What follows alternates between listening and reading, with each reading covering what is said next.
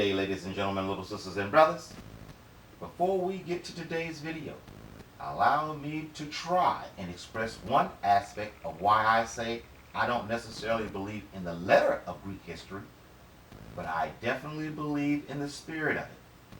What I mean is, science and the Bible confirms you and I currently perceive information in 4 dimensions, specifically length, time width, time height, time space-time. But Einstein's theory, just like the Bible alludes, tells us we live in at least 10 different dimensions of true reality. The 4 we use daily, just mentioned, and 6 or more unknown dimensions of calculations. I said all of that to say, as you know, I'm one to believe scientists are simply reverse engineering the scriptures to formulate their theories, even their theories about obtaining the most elusive prize known to man, a prize every culture upon the face of the earth have their own version of it. Yep, all physics theories in one way or another are designed to find or help find the coveted tree of life.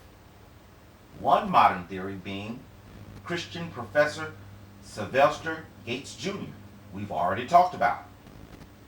You remember, the Cullen, vetted by his peers, who says he found the universe correcting codes within Einstein's string theory using this technique. Hang in there with me, hang in there with me. Now, I want you to think about the creation story like my God was writing a beautiful song made from 10 overlapping tracks. Instead of the Most High laying a percussion track down and then adding a funky bass line to make a melody, substituted for the mechanics behind making the heavens and the earth melody. Instead of him hitting a smoking hot lead guitar solo and adding the string section to make another melody, substituted for the mechanics behind a Let There Be Light track with the illuminations added in. Well, after the 7th day, rest was the topic, so he dropped it, threw in some dope lyrics, and then he locked it. Meaning, he added all of his melodies together to complete the creation song, and then went to form someone that could move and groove, toe tap and finger snap to the symphony he just made. In this case to me, at first, Adam and Eve were able to hang out with the angelic band, the angelic groupies, the Nephilim haters, go to different metaphysical concert venues, etc. The Most High told them they could enjoy Heaven Palooza forever as long as they didn't touch the wave file because they were corrupted. Well, they didn't listen and touched it, and 6 of the melodies were taken away, which meant 2 things. The first, now they could no longer hear the complete symphony as intended, being relegated to dealing with this world's only understanding / perception with the remaining 4.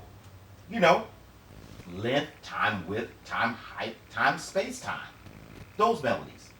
And it's not even an angelic stereo. Mono at that.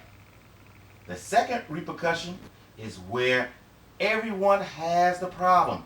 Everybody got this problem right here. Instead of being able to see the band, etc., now their all-access backstage passes have been terminated. We can't see the different angelic venues the music is being played from anymore. We can't see the angelic band. We can't see the angelic groupies, movers and shakers, the mob, roadies, etc. They are still there, but we can't see them because a complete symphony is needed and we can't perceive what 6 tracks sounds like anymore. And of course, the Most High made sure the corrupted wave file / tree of life was on a track that was taken away. Why? To keep mankind doing exactly what they are doing. using ghostwriters and synthesizing whack-ass beats.